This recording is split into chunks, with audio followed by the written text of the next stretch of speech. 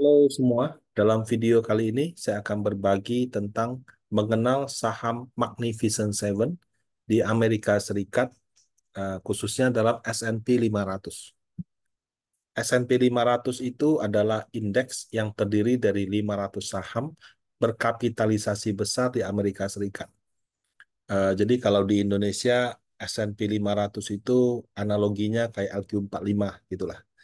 Cuma bedanya kalau IHSG-nya itu di Amerika mungkin 8.000 9.000-an perusahaan.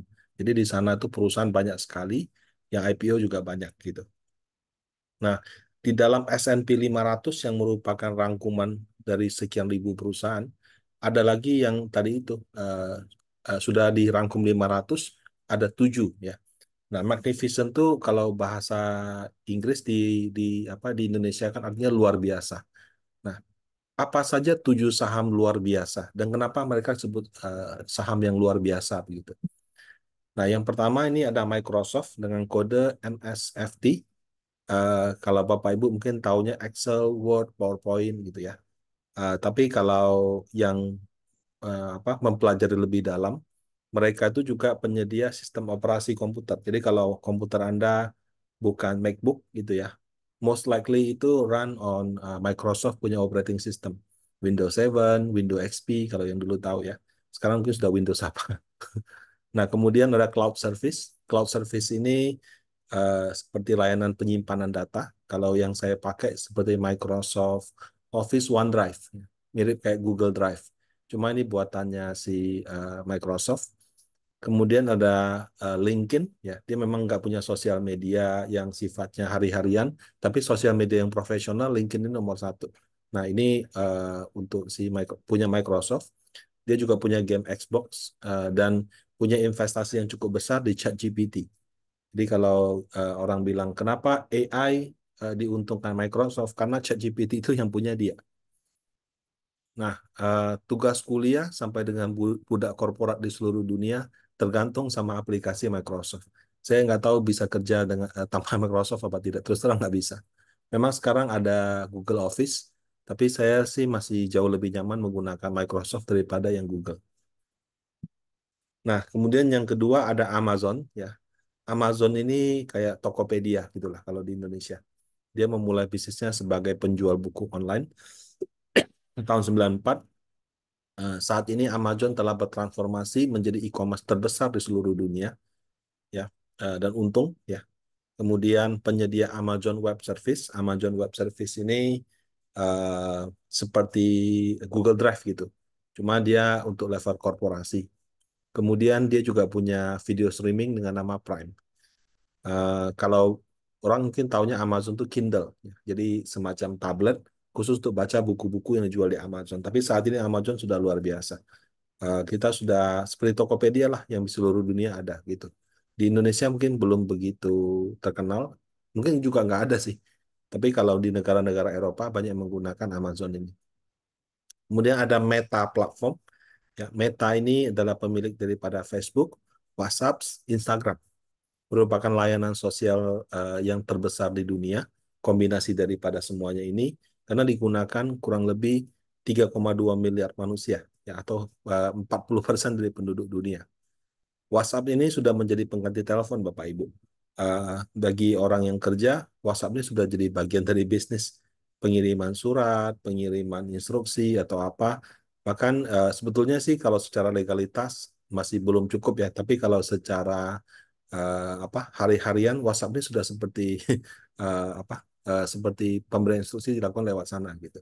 Bahkan saya kemarin baru dapat satu artikel, pendapatan iklan dari Instagram tuh somehow lebih banyak daripada pendapatan iklannya YouTube gitu. Jadi luar biasa sekali si Instagram ini. Nah, itu kode sahamnya Meta ya. Karena dia merupakan gabungan dari semuanya. Kemudian ada Apple ya. Apple ini dibilang dibilang saham IT tidak, karena dia masuk kategori consumer goods. Kenapa consumer goods ya? Karena barang-barang dia dipakai untuk sehari-hari. iPhone, MacBook, iPad, Apple Watch, iCloud gitu ya. Kemudian karena segmennya itu adalah orang-orang kelas menengah atas, marginnya juga luar biasa tinggi. Nah, dia juga memiliki apa pelanggan yang setia dari seluruh dunia dan terus terang tidak begitu sensitif terhadap harga gitu. Kalau misalnya harganya mahal, ya gimana caranya lah orang akan berupaya agar mampu untuk membeli barang tersebut. Setiap kali dia rilis rilis seri-seri terbaru, itu orang antri kayak antri sembako. Padahal harganya belasan sampai puluhan juta. Kemudian ada Alphabet, ya, dia ada Google. Ini ada yang seri A sama seri B sih. Jadi kayak kalau nggak salah sih yang ada hak suara sama tidak. Nah, kita mungkin mengenalnya sebagai Google, alat pencari, Gmail, email, Gmaps ya kalau pakai aplikasi untuk kendaraan, Google Play kalau mau download game segala macam di handphone yang bukan Apple, sama YouTube gitu.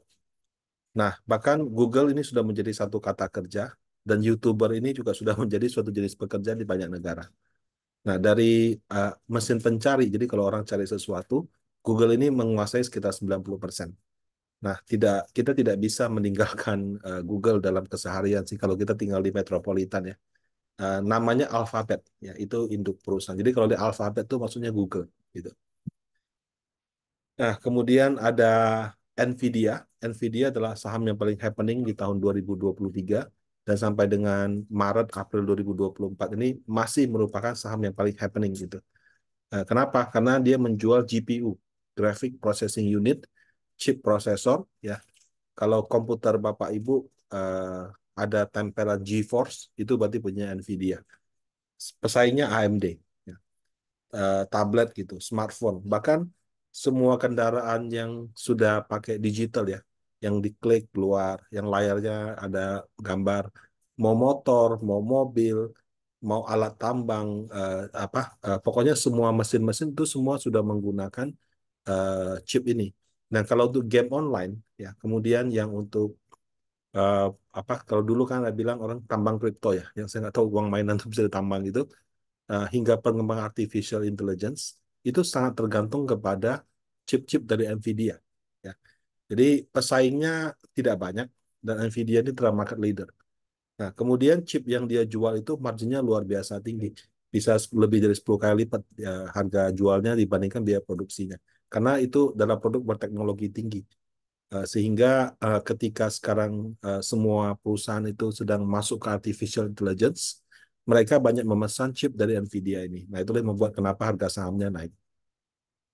Kemudian Tesla, ya Tesla ini adalah salah satu pionir daripada mobil listrik, berhasil menjadi market leader di Amerika Serikat. Tapi kalau market leader di seluruh dunia masih China, BYD gitu ya. Karena adopsi kendaraan mobil listrik nomor satu itu masih China. Baterai juga semua dari sana. Nah, di beberapa negara mulai menggeser dominasi yang tadinya penjualannya banyak mobil konvensional, sekarang pindah ke mobil listrik.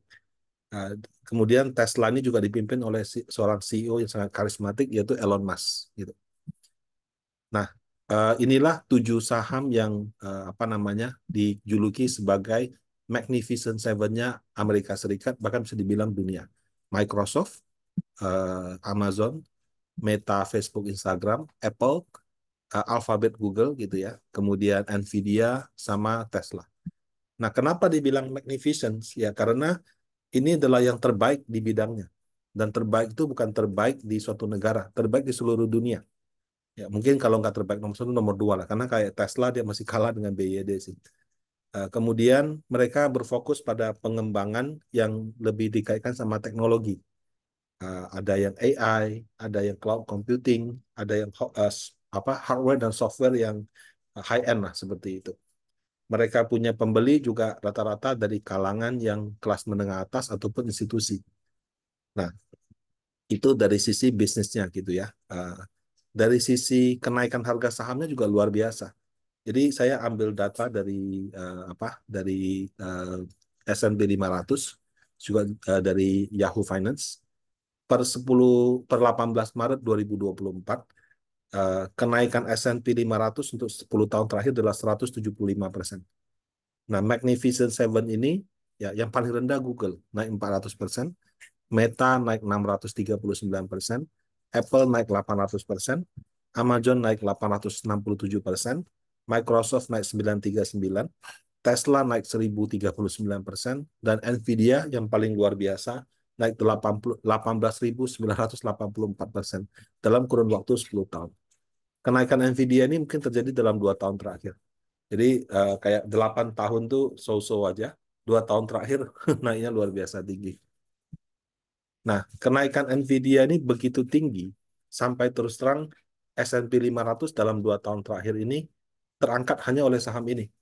Kalau Bapak Ibu masih ingat di 2023 lalu, IHSG yang orang sudah hopeless kayaknya nggak window dressing, akhirnya window dressing, tapi yang naik coba grup Prayogo gitu, TPIA, Brand Cuan, BRPT. Nah, tapi bedanya kalau S&P 500 itu cuma satu Nvidia, luar biasa gitu. Nah, kenaikan saham Magnificent Seven ini eh, bukan kenaikan saham yang kosong. Kosong itu artinya cuma karena sentimen. Ya, kalau kayak alat uang mainan kayak kripto begitu kan lebih karena sentimen. Tapi kalau misalkan atau saham gorengan itu juga karena sentimen. Tapi kalau 7 saham ini bukan karena sentimen semata, ada sentimennya, tapi juga ada fundamentalnya. Ya, fundamentalnya apa? Ya, ada kenaikan penjualan dan laba bersih yang sangat signifikan. Jadi harga sahamnya naik eh, ratusan persen, bahkan puluhan ribu persen. Dia punya laba bersih juga tumbuh dengan persentase yang mendekati, meskipun ya kalau kayak Nvidia 18.000%, kenaikan labanya nggak sampai sebesar itu sih. Nah, yang perlu menjadi perhatian adalah kalau valuasi sudah terlalu tinggi, ya misalnya naiknya 18.000%, kemudian apa kenaikan labanya let's say 2.000 3.000%, maka yang akan terjadi adalah dia punya valuasi, apakah dari PE ratio, price book value ratio, itu akan tinggi. Nah, saham yang valuasinya sudah terlalu tinggi, apabila ada sentimen eksternal yang negatif, misalnya, jadi ada misalnya sentimen negatif dari uh, suku bunga The Fed gitu, atau ada kejadian apa gitu. Nah, atau dari internal dia. Jadi quarterly result-nya atau kinerja kuartalannya meleset dari ekspektasi. Kalau di Indonesia orang coba lihat tumbuh apa tidak. Kalau di Amerika enggak, levelnya lebih tinggi. Mereka melihat apakah tumbuhnya sesuai ekspektasi apa tidak. Misalnya naik 30%, ekspektasi naiknya 50, itu bisa bikin sahamnya crash. Kenapa? Karena orang expect naik 50 gitu. Nah, jadi saham yang valuasinya tinggi apabila ada sentimen negatif eksternal atau kinerja tidak mencapai target, itu turunnya juga bisa signifikan. Nah, sehingga kalau Bapak Ibu ingin membeli saham-saham seperti ini atau masuk ke reksadana Panin yang kebetulan dia berinvestasi di S&P 500 Syariah dan ada 7 saham ini, perlu memperhatikan hal tersebut. Nah, dimanapun sama, mau Indonesia, mau Amerika, kalau namanya investasi itu harus selalu berhati-hati, pelajari laporan keuangan, dan lakukan diversifikasi. Diversifikasi tidak hanya dari sisi produk-produk yang kita miliki berbeda, timing masuknya juga kita perlu diversifikasi. Karena kalau lihat lagi bagus, terus kita ikut, semuanya sekaligus, ada kemungkinan nanti nyangkut di harga yang atas. Jadi untuk itu pelurunya bisa juga dibagi dalam beberapa kali. Nah, alternatifnya ya bisa juga dilakukan melalui reksadana yang dikelola oleh manajer investasi. Nah, seperti ini tentang Magnificent Seven. Kalau ada pendapat, bisa di kolom komen ya. Terima kasih.